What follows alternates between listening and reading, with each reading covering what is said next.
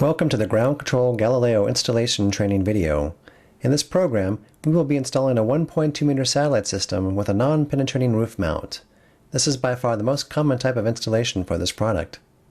Prior to any installation, make sure your laptop is loaded with the appropriate installation software. Here the installer has Internet Explorer, a copy of the Galileo training CD-ROM, the CPE installation program for commissioning, and the SatMaster dish aiming utility. The Galileo equipment will ship in several boxes, normally to the dealer that installs the system. These components are the 1.2 meter dish reflector, seen here from the back, 300 feet of high-grade 1694A coax cable, the gateway indoor unit, seen here fully connected, the dish arm assembly, which will hold the radio electronics in place, the mounting bracket, seen here attached to the back of the satellite dish, the dish radio, which consists of a transmitter and receiver, seen here being connected to the waveguide bracket, and a non-penetrating roof mount. The non-penetrating roof mount is named for its ability to be used as a mounting platform without attaching to the flat roof. It stays in place by weight alone. With this mount, make sure to cinch tight all bolts so that there is no slippage at any joint. Weight is added by placing about 10 to 12 cement bricks in the guide channels. Bricks are purchased inexpensively at any home improvement nursery. The first step in assembly is to remove the 1.2 meter dish from the box. When we say 1.2 meter, we mean the dish itself has a surface area of 1.2 square meters. Place the dish on top of the cardboard so it doesn't scratch the surface. Next, open the box with the adjustable mounting bracket.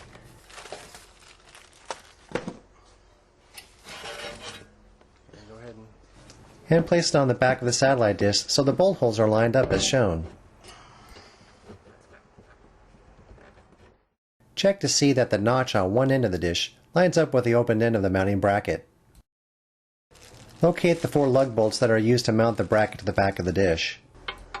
Finger place all the bolts into place and ratchet them down.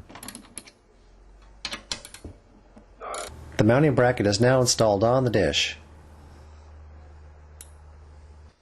Loosen the 3 nuts, which opens up the size of the post sleeve. The sleeve opening needs to be large enough to slip over the non-pinned post easily. The dish is now ready to be mounted. Simply slip the mount onto the non-pinned post.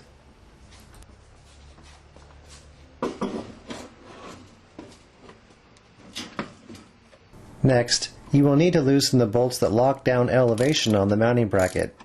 It is important to loosen these bolts to adjust the elevation of the dish. Note that there are 4 elevation bolts that need to be loosened.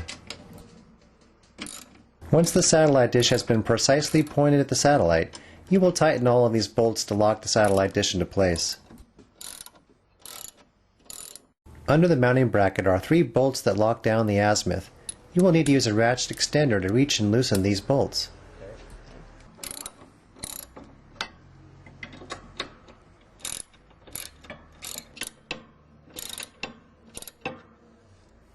To raise dish elevation, use a ratchet wrench on the elevation adjustment bolt. Pulling back on top of the satellite dish helps move it without binding. The next step is the assembly of the dish arm that will hold the radio electronics of the satellite dish. Use the included hardware for this purpose. Attach one of the 2 support arms to the side of the dish and finger tighten the nut.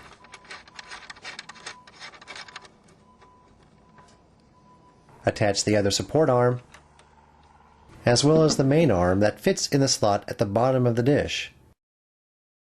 Make sure not to tighten any bolts just yet. From the front, simply attach all 3 arms with the long bolt provided.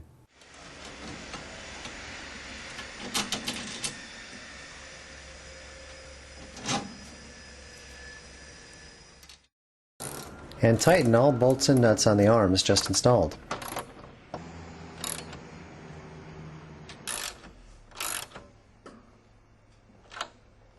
The radio mounting bracket is installed on the end of the dish arm. This device will hold the radio unit in place in front of the satellite dish. There are only 2 bolts used to secure this device to the dish arm.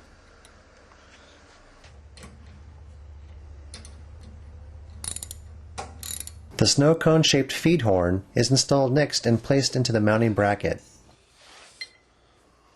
Note the orientation of the feed horn as it is placed into the mounting bracket. Tightly finger tighten the 2 bracket bolts.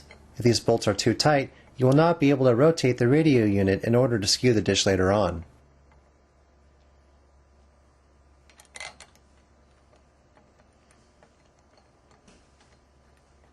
Locate the transmitter and unpack it from its box. The Galileo transmitter is rated at 2 watts, which is twice as strong as the direct-wave platform. Part of the equipment needed to install the transmitter is a waveguide spacer, which includes an Allen wrench, O-rings, and 4 screws that attach the transmitter to the feed horn. Place one of the O-rings into the circular groove on the waveguide spacer, and then use the grease from one of the red capsules to coat the O-ring. This is dielectric grease, which can be purchased at any auto parts store. Make sure to coat the entire ring, as this helps with waterproofing the equipment.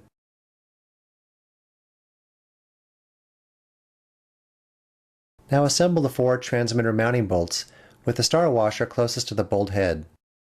Note the orientation of the spacer as it is gently placed on the feed horn assembly. Use just 2 bolts to hold the spacer in place for now.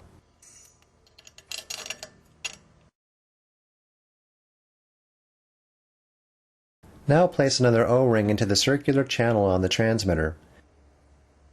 Use grease from one of the red capsules to coat the O-ring. Make sure that you do not touch the clear plastic film covering the transmitter opening. Grease, even from your finger, will warp a signal, making the transmitter ineffective. Now gently install the transmitter onto the dish assembly. Watch to make sure that you do not slip and coat the plastic film with grease. If you slip, use Windex or other cleaner to clean the plastic film. Now install the other mounting bolts and use an Allen wrench to tighten them down.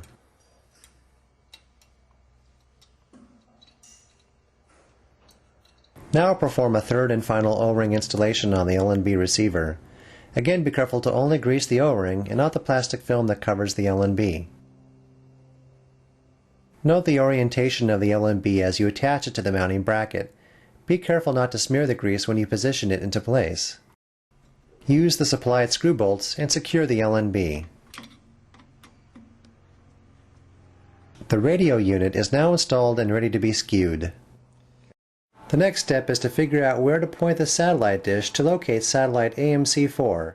To do this, use your handheld GPS receiver to give you your exact latitude and longitude for your installation location. Here, the GPS receiver shows elevation, latitude, and longitude. Locate your Galileo work order that comes with every installation, and find the section on Dish Pointing Parameters. In this installation, the GPS latitude is 35.26 degrees N. The N stands for Northern Hemisphere because we are north of the equator. GPS longitude is 120.65 degrees W, or west for Western Hemisphere. With this information, you can use a handy program called VSAT Master, which calculates your pointing information. To do this, simply double-click on VSAT Master from the laptop and then select File, then New, then Look Angles. A screen appears that allows you to enter information that will give you your pointing parameters. Your customer name is the client you are installing for. The satellite name is AMC4. The site latitude in this case is 35.26 degrees N, the N meaning Northern Hemisphere. The site longitude is 120.65 degrees W, the W meaning Western Hemisphere. The last item you will need to fill out is satellite longitude. This asks the orbital location of AMC4, which happens to be 101 west. This number will never change for the satellite because the satellite is fixed in space at this longitude. Pressing OK gives you your pointing parameters. You are only interested in elevation, azimuth compass bearing, and polarization offset. Back in the work order, write down dish azimuth as 134.07 degrees. dish elevation as 44.02 degrees, and dish skew of negative 25.57 degrees. These will be the working angles you will use in pointing your satellite dish. First, raise the elevation of the dish to 44.02 degrees. Pull back on the dish when you turn the azimuth adjustment bolt to keep it from binding. On the side of the mounting bracket is the elevation indicator. When you raise elevation, the indicator will show you the dish elevation in degrees. In this case, the dish has been raised to roughly 44 degrees. Back on the work order, the dish azimuth is 134.07 degrees. Use a compass to find this heading. And then point the satellite dish to that compass heading. Place an inclinometer on your transmitter and rotate the radio unit to the skew angle you wrote down earlier. In this installation, the skew is negative 25.57 degrees. Negative simply means you are using numbers going counterclockwise on the inclinometer. Now connect a 10-foot length of coax cable to the LNB receiver. Connect the other end to the input connector of the front of the BirdDog satellite finder. Turn the BirdDog on by pressing and holding the on button until the unit turns on. Then press the left button to scroll through the available satellites until you come upon AMC4. There are two AMC4 channels to choose from. Choose AMC4KH, K for KU band and H for horizontal polarity. Now slowly sweep the sky by rotating the satellite dish by hand. The BirdDog will indicate when the satellite is found. Note the top meter shows signal strength. Obviously not all satellites are found this quickly, and you may need to raise or lower your elevation slightly in order to find it with your azimuth sweeps. The rule is, take your time and trust your compass reading. Once the satellite is found, tighten the sleeve nuts of the mounting bracket around the mounting post so that you can use the azimuth fine adjustment screw. The satellite signal should not be lost, but if it is, use the fine adjustments to relocate it. The elevation fine adjustment screw is on top of the mounting bracket. You are looking to get the highest signal strength possible on the BirdDog. The azimuth fine adjustment is on the back of the mounting bracket. Prepare to spend at least 10 minutes fine-tuning the satellite dish until you achieve the highest possible signal strength reading. In this case, the highest reading is 82. Using the BirdDog, fine-tune the skew of your dish by slowly rotating the radio unit. Use the bottom meter reading to dial in the highest possible number. Now we are ready to connect the high-grade coax cable to the LNB receiver using the supplied water-resistant connector. The first fitting contains a rubber O-ring used to make a water-resistant seal. Now attach and twist on the cable. Screw it on as far as possible. And use an open-end wrench to tighten the fitting a bit more. Do not over-tighten this connection or you may damage the LNB. Tighten the O-ring connector against the cable connector to complete the seal. Now cut off a short segment of rubber tape and peel off the white plastic backing. Stretch the rubber tape as close to the LNB as possible to cover all exposed metal. And then tightly wind the tape around the connector to create an excellent waterproof seal. Cover the entire connector, including part of the coax. To keep the rubber from breaking down in the direct sun, wind electrical tape over the rubber tape. The connector is now sealed and protected from the weather. The process is again repeated with the transmission coax connector. Try to keep cable runs under 170 feet from the satellite dish to the gateway and door unit. If you need a farther cable run, use the supplied inline amplifier at the midpoint in the receive coax cable. This will give you a total distance of 300 feet. There is no need for an inline amplifier for the transmit coax cable. Make sure to use tie straps liberally with all your installations to keep them looking professional.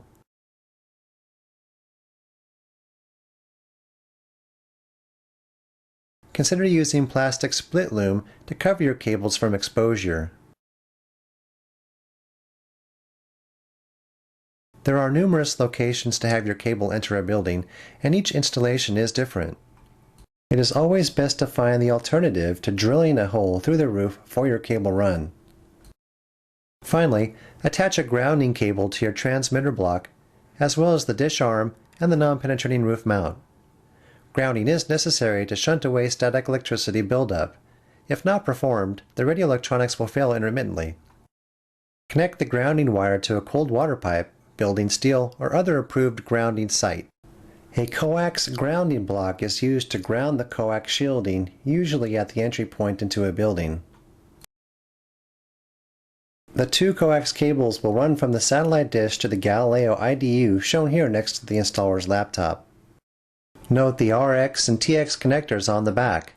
Connect the receive cable to the RX receive jack. The yellow tie strap is a simple indicator to show that the cable is the receive cable. Next, connect the transmitter coax. For commissioning of the gateway, use a crossover network cable to directly connect the IDU gateway to the installer laptop. Now turn the gateway on by pressing the rocker switch. On the front, the power light shows the unit is turned on. You are now ready to begin commissioning of the system. To do this, double-click on the CPE installation wizard. Follow the on-screen instructions and enter all requested information. These steps are covered in greater detail with your online materials. Once you press the last button and commit the installation, you will need to call the Network Operations Center to verify your dish is well aimed. The operator will normally ask you to rotate the radio unit and adjust azimuth so that they can see that you are on target. Keep your work order handy to access information quickly if the operator needs it. When the operator is satisfied with your aim, they will give you the green light to lock down the satellite dish. Be careful not to touch the radio unit as you lock down its mounting bracket.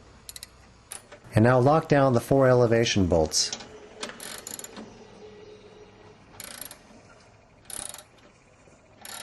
Finally, lock down the 3 azimuth bolts. Inside, the gateway status light will glow a steady green. This means your system is fully online and ready to be tested. To do this, open up Internet Explorer and type in the gateway IP address from the Galileo work order, making a login window appear. Type in your login name and password provided on the work order. The Ground Control Administrative screen appears. Select Faults to show a wealth of information about the current status of the gateway. To check to see if you were able to reach the world outside, use the ping command and test an IP address such as the primary DNS server address. Or simply start surfing the internet. You can now directly connect the gateway to the customer's network router. Every installation is different and can vary between very big to very small to the unusually unique. If the customer doesn't have a router, consider using a $70 Linksys purchased from any computer store. We certainly hope this program has taken some of the mystery out of satellite system installation. It really isn't as complicated as many would believe. In the worst of situations, always know that ground control is here to support you 24/7.